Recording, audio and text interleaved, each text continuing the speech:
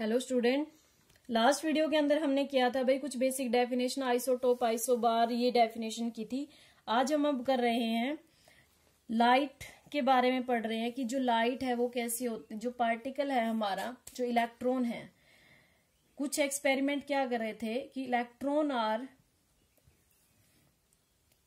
Have light या फिर क्या कह सकते हैं वेव नेचर, कि इलेक्ट्रॉन का कैसा नेचर होता है, वेव नेचर होता है। जैसे लाइट ट्रेवल करती है ना, उसी तरीके से ट्रेवल करता है इलेक्ट्रॉन भी ठीक है, उन्होंने ये बताया था। तो यहाँ पर हमें जैसे इलेक्ट्रॉन का जब उन्होंने वेव नेचर बताया कि इलेक्ट्रॉन का वेव नेचर होता है, तो हमें वेव के कुछ कैरेक्टर्स पढ़ने पड़ेंगे कि वेव का जो कैरेक्टर्स है वो कैसा होता है। ठीक है, तो उससे पहले हम क्या करते हैं, कैरेक्टर्स ऑफ वेव पढ़ते हैं।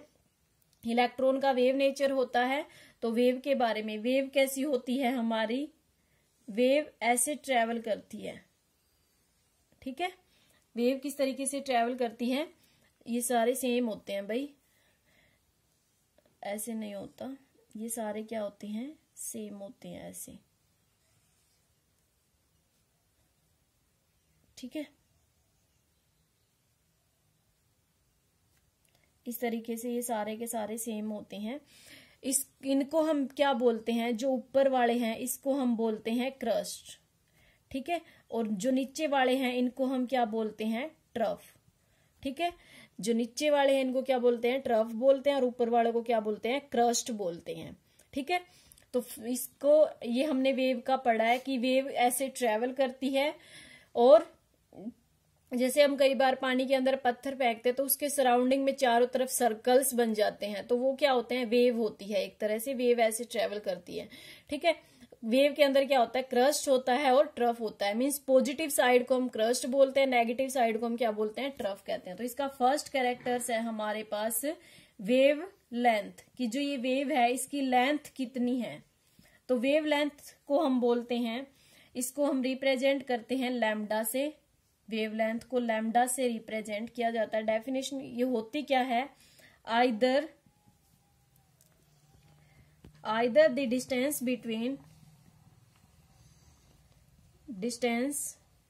बिटवीन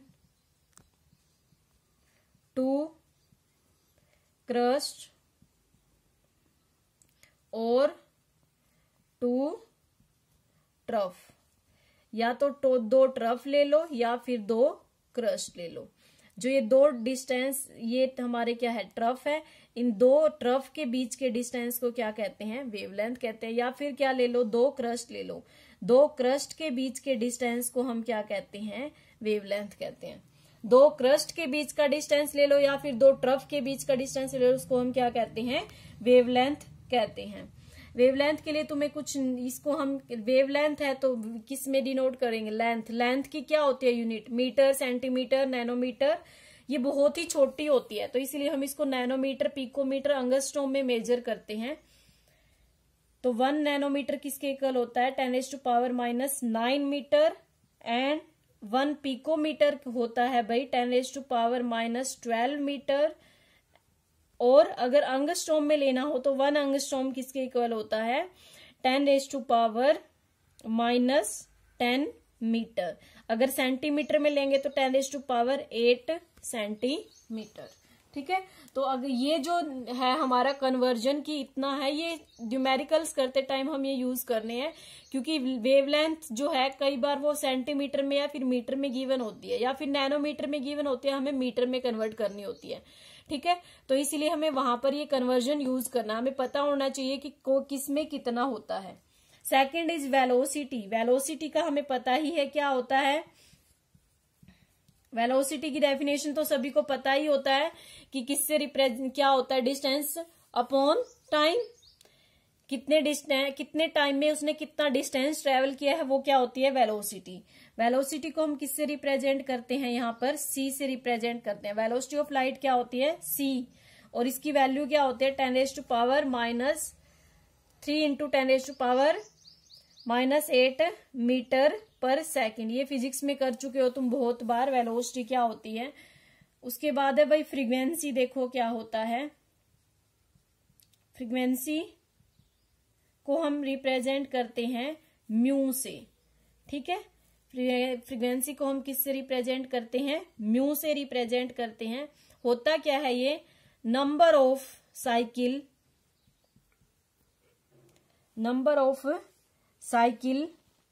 एंड वेव, या फिर वेव कह सकते हैं, number of cycle of wave takes in 1 second. 1 second के अंदर कितने साइकिल ऑफ वेव पास होते हैं उसको हम क्या कहते हैं? फ्रीक्वेंसी कहते हैं। यूनिट क्या होती है इसकी यूनिट होती है भाई सेकेंड इनवर्स हर्ट्ज और किलो हर्ट्ज। ठीक है, इसकी ये यूनिट होती है। नंबर ऑफ साइकिल की 1 सेकेंड के अंदर वेव के कितने साइकिल पास होते हैं, कितने साइकिल 1 सेकेंड में उसके अंदर से पास होते हैं 1 मीटर डिस्टेंस के अंदर, उसको हम क्या कहते हैं? फ्रीक्वेंसी कहते हैं। तो हमारे पास ये रिलेशन आया था भाई, एक टर्म हुई थी रिलेशन बिटवीन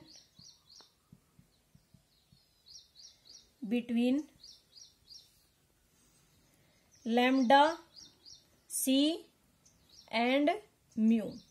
इन तीनों के बीच में क्या रिलेशन है वो तुम्हें याद रखना है। ये क्या होता है? Lambda is equal to C by mu. ठीक है, ध्यान रखना ये क्या होता है? Lambda is equal to C by mu. ठीक है, ये तुम्हें याद रखना है। उसके बाद 4th डेफिनेशन आती है हमारे पास, एम्पलीट्यूड क्या होता है?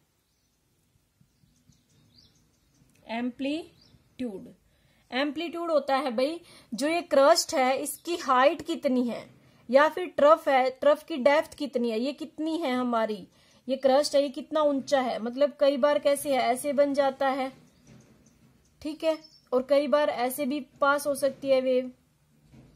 ठीक है, तो जो ये हाइट है, ये हाइट इसको हम क्या बोलते हैं? एम्पलीट्यूड बोलते हैं। ठीक है, तो क्या हो जाएगी इसकी? आइदर द हाइट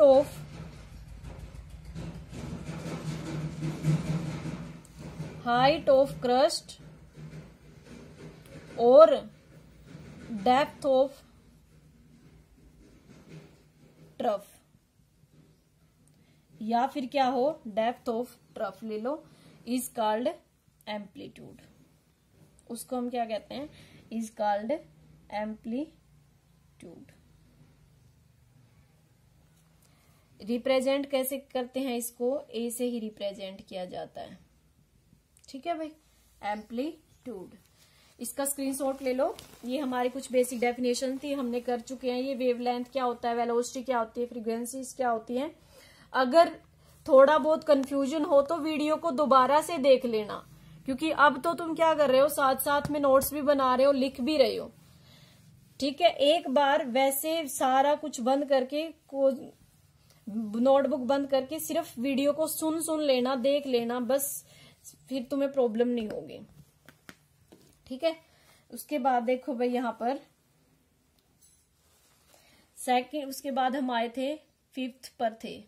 5th क्या होता है? Wave number. ये क्या होता है? इसको रिप्रेजेंट करते हैं भाई हम म्यू बार से रिप्रेजेंट करते हैं। It is reciprocal of wavelength. ये क्या होता है? Reciprocal of wavelength. Mu bar is equal to 1 by lambda. Lambda की क्या थी भाई? मीटर इनवर्स थी, तो इसकी यूनिट क्या हो जाएगी? यूनिट क्या होगी इसकी? Centimetre inverse, metre inverse. ठीक है, उसके बाद है 6th क्या है? टाइम पीरियड हमें पता ही है। टाइम पीरियड क्या होगा? टाइम पीरियड क्या होता है? डिस्टेंस, मतलब कितने उस टाइम पीरियड होता है भाई। 1 सेंटीमीटर कितने टाइम में वो डिस्टेंस कवर करती है, कितने टाइम के अंदर वो 1 सेंटीमीटर डिस्टेंस कवर करती है, उसको हम क्या कहते हैं? टाइम पीरियड कहते हैं। तो यहाँ पर इट इज, ये भी बोल सकते हैं इसको, it is reciprocal of frequency. T frequency के रेसिप्रोकल है। और यूनिट हमें पता ही है क्या होती है यूनिट इसकी। टाइम की यूनिट क्या होती है, सेकंड या फिर मिनट। ठीक है, सेकंड या फिर मिनट। ये थी भाई हमारी कुछ बेसिक डेफिनेशंस वेव के बारे में कि हमें पता है इलेक्ट्रॉन का कैसा नेचर होता है, वेव नेचर होता है। और कुछ साइंटिस्ट थे वो ये कह रहे थे कि इलेक्ट्रॉन का पार्टिकल नेचर होता है, कुछ कह रहे थे कि इलेक्ट्रॉन का वेव नेचर होता है। तो वेव के बारे में कुछ हमने ये डेफिनेशंस पढ़ी थी कि वेव के कैरेक्टर्स के बारे में। उसके बाद हमारे पास नेक्स्ट टॉपिक आता है electromagnetic radiation.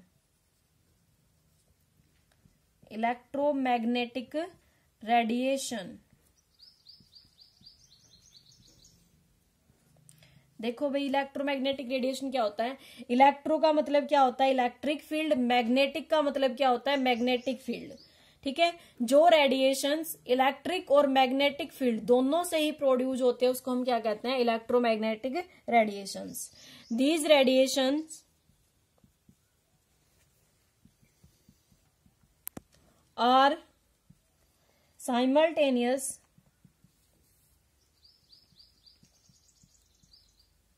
to the electric field and magnetic field।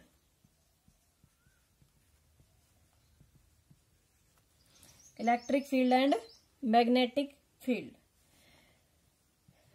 ये दोनों की साइमल्टेनियसली चलती है। उन रेडिएशंस को हम क्या कहते हैं, इलेक्ट्रोमैग्नेटिक रेडिएशंस कहते हैं। बट इनकी ये कैरेक्टर्स हैं भाई, दीज आर परपेंडिकुलर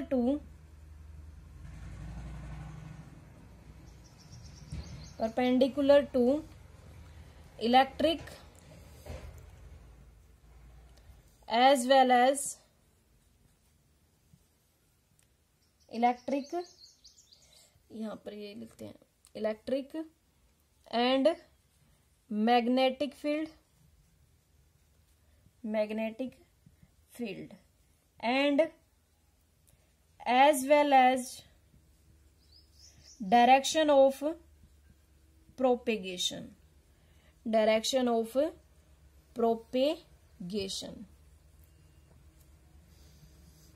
ठीक है, डायरेक्शन ऑफ प्रोपेगेशन के परपेंडिकुलर होती है।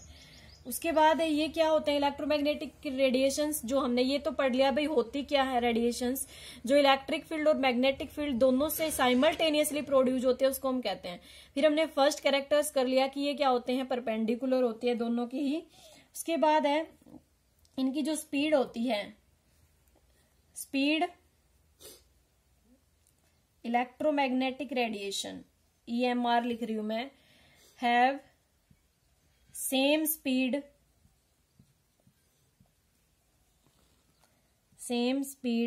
With speed of light. जितनी लाइट की स्पीड होती है उतनी ही स्पीड से ये ट्रेवल करती है। उसके बाद है इलेक्ट्रोमैग्नेटिक रेडिएशन वैक्यूम में से भी पास हो सकती है। साउंड वेव नहीं हो सकती वैक्यूम में से, बट ये पास हो सकते हैं। इलेक्ट्रोमैग्नेटिक रे आर प्रोपेगेट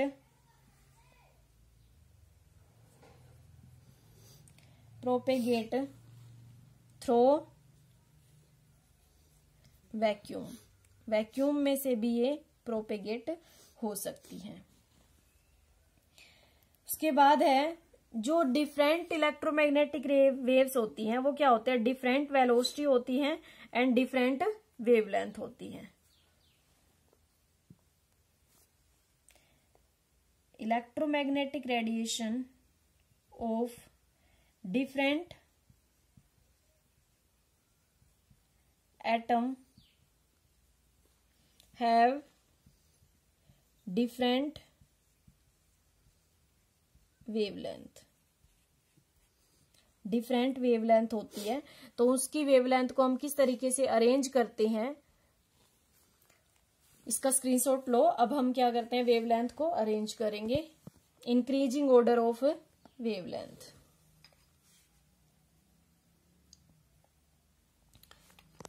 ठीक है भाई, डिफरेंट एटम की डिफरेंट वेवलेंथ होती है। तो हमें जब हम क्या करते हैं, वेवलेंथ को स्टडी करते हैं, वेवलेंथ को, तो इससे पहले इसको हम क्या कहते हैं, वेवलेंथ के बारे में जब स्टडी किया जाता है उसको कहते हैं electromagnetic spectrum.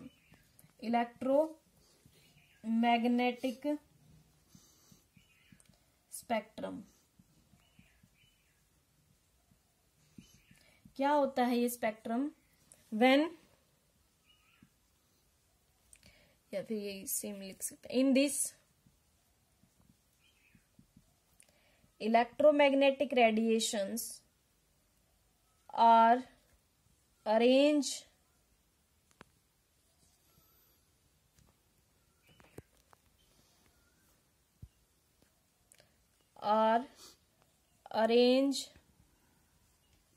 in increasing order of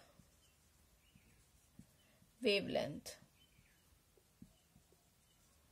increasing order of wavelength में जब अरेंज करते हैं तो उसको हम क्या कहते हैं, इलेक्ट्रोमैग्नेटिक स्पेक्ट्रम कहते हैं। तो यहाँ पर हम wavelength increasing order of wavelength के अंदर बनाते हैं। यहाँ पर हम क्या ले रहे हैं, वेवलेंथ ले रहे हैं, यहाँ पर हम फ्रीक्वेंसी ले रहे हैं। ये जो वेवलेंथ है ये हमारी किसके अंदर है, वेवलेंथ नैनोमीटर के अंदर है। ठीक है, और ये फ्रीक्वेंसी किसके अंदर है, हमारी सेकंड इनवर्स के अंदर है। ठीक है, यहाँ पर हम ले रहे हैं भाई 10⁻⁻18 10⁻⁻18 10⁻⁻14 10⁻⁻10 and 10⁻⁻6 10⁻⁻2 and 10⁻2। ठीक है, इसी तरीके से यहाँ पर हम फ्रीक्वेंसी क्या ले रहे हैं, 10⁻26 10⁻22 10⁻18 10⁻14 10⁻10 and 10⁻8। ठीक है, नीचे क्या है, फ्रीक्वेंसी है, और ऊपर क्या है, वेवलेंथ है। ठीक है, तो जो यहां से इनकी वेवलेंथ जो इस एरिया में लाई करती है, यहां से वेव इस एरिया में जो, उसको हम कहते हैं कॉस्मिक रेज, जिनकी रेंज यहां पर होती है, इस एरिया तक होती है, 10⁻18 से पहले होती है, उसको हम क्या कहते हैं, कॉस्मिक रेज कहते हैं। जिनकी रेंज यहां पर होती है उनको हम क्या कहते हैं, गामा रेज कहते हैं। ठीक है, उनको हम क्या कहते हैं, गामा। ठीक है, गामा रेज बोलते हैं। जिनकी यहां पर होती है उसको हम क्या कहते हैं, एक्स रेज बोलते हैं। ठीक है, एक्स रेज।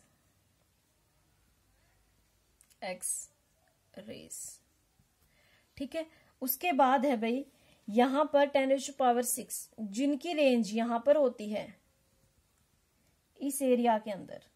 ठीक है, जिनकी रेंज यहां पर होती है उसको हम बोलते हैं यूवी। यूवी का मतलब क्या है, ultra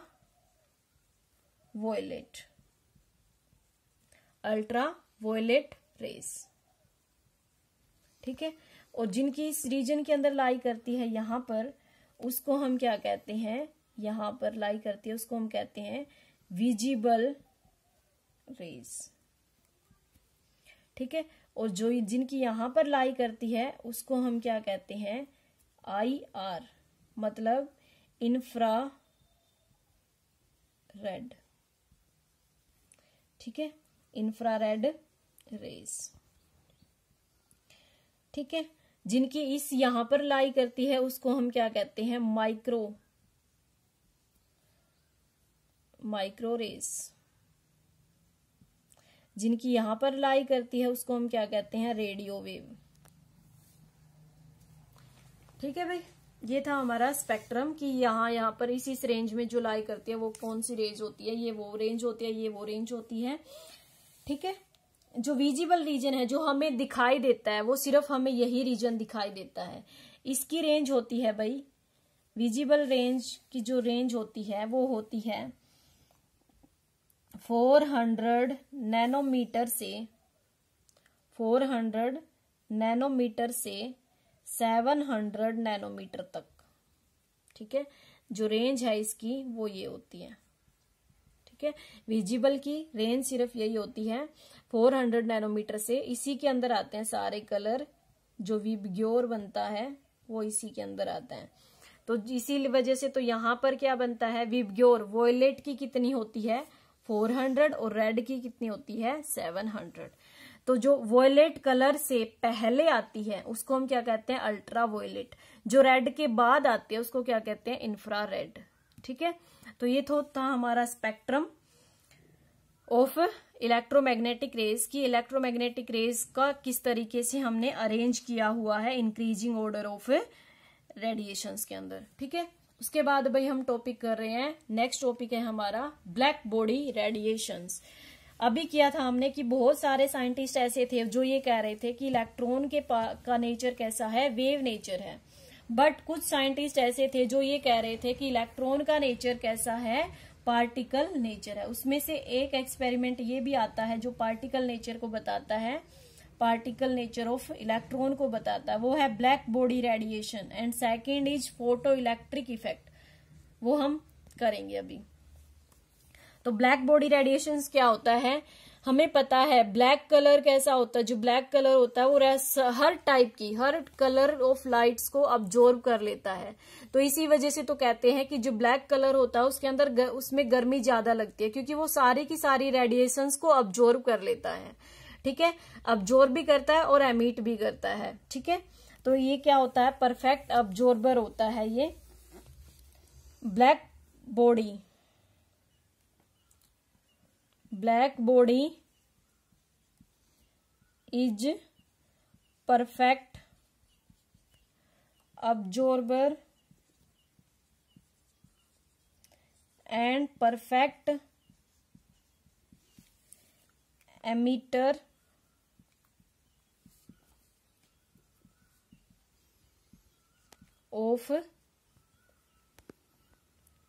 of light, that is it absorb all wavelength of light। ये सारी वेवलेंथ ऑफ लाइट को अब्जॉर्ब कर लेता है, जितनी भी वेवलेंथ होती है लाइट की सभी को ये अब्जॉर्ब करता है भाई। ठीक है, इसमें क्या होता है, जब हम ब्लैक बॉडी रेडिएशंस या फिर किसी भी मेटल के ऊपर इलेक्ट्रॉन फॉल करते हैं, तो यहां पर लिख सकते हैं हम व्हेन, पहले लिख लो, when heat any metal, like iron ही ले लेते हैं, लाइक आयरन। ठीक है, iron, then color, then color is color on heating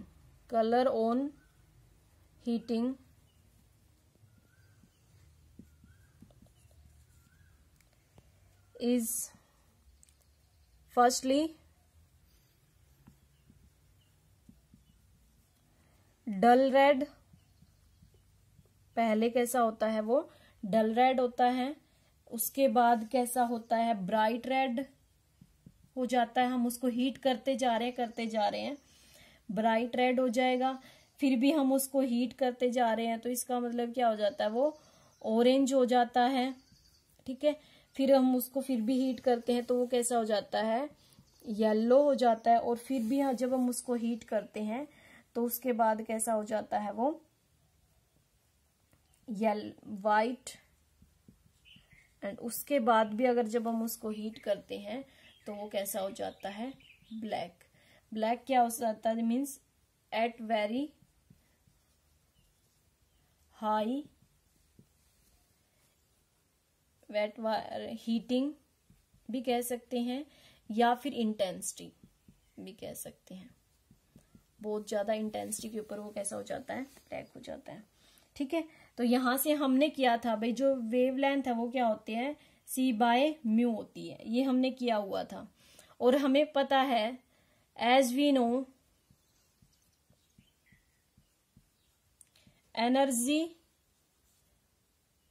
is inversely proportional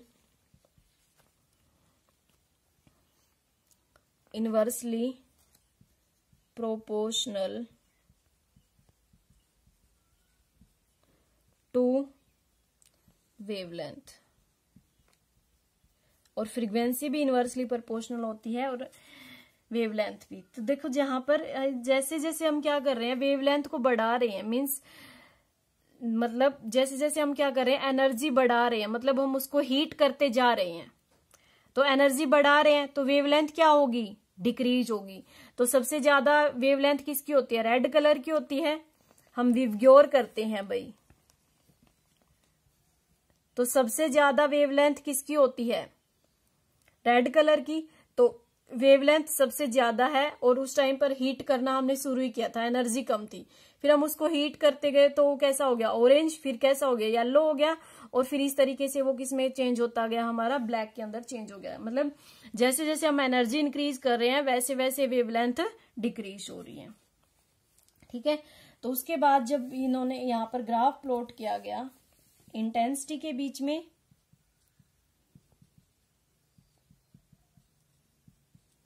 intensity के बीच में और वेवलेंथ के बीच में जब ग्राफ प्लॉट किया गया, तो यहां पर देखा कि जब हम किसी टेम्परेचर T1 पर ये ग्राफ बनाते हैं तो हमारे पास ये ग्राफ बनता है, और जब हम टेम्परेचर इंक्रीज कर देते हैं T2,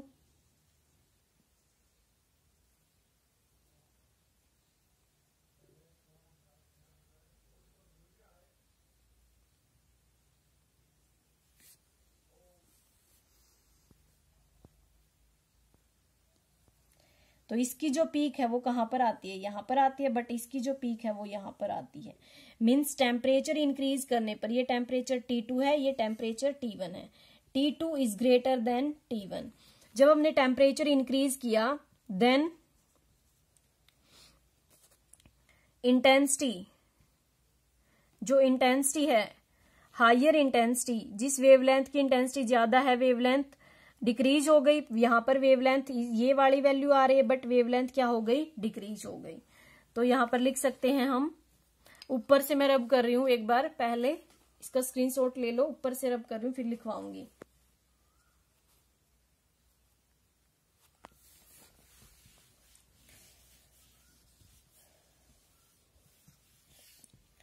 यहां पर temperature T1 T2 on increasing temperature, जब हम टेम्परेचर को इंक्रीज करते हैं देन इंटेंसिटी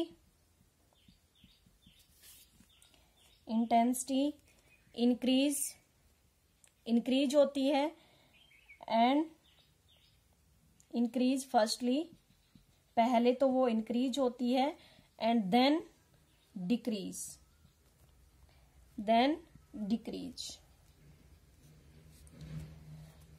This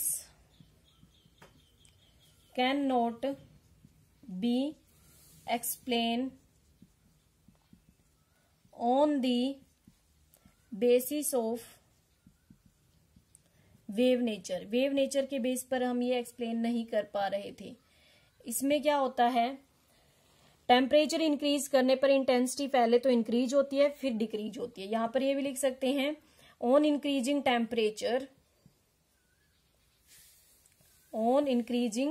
टेम्परेचर, जब हम टेम्परेचर इंक्रीज करते हैं देन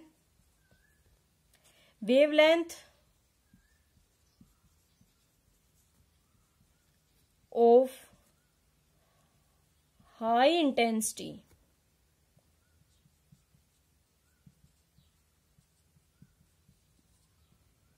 इंटेंसिटी वेव या वेव ही लिख सकते, इज डिक्रीज।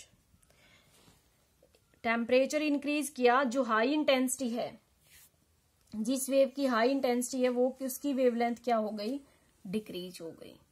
ठीक है, वेवलेंथ की वैल्यू उसके लिए कम आई थी, जब टेम्परेचर स्मॉल था तो वेवलेंथ की वैल्यू ज्यादा थी। आज इस वीडियो में इतना ही करते हैं, बाकी फिर कल नेक्स्ट वीडियो के अंदर करेंगे भाई हम। ठीक है, वीडियो को 2-3 बार देखना जब तक समझ ना आए तब तक। ठीक है, ओके भाई।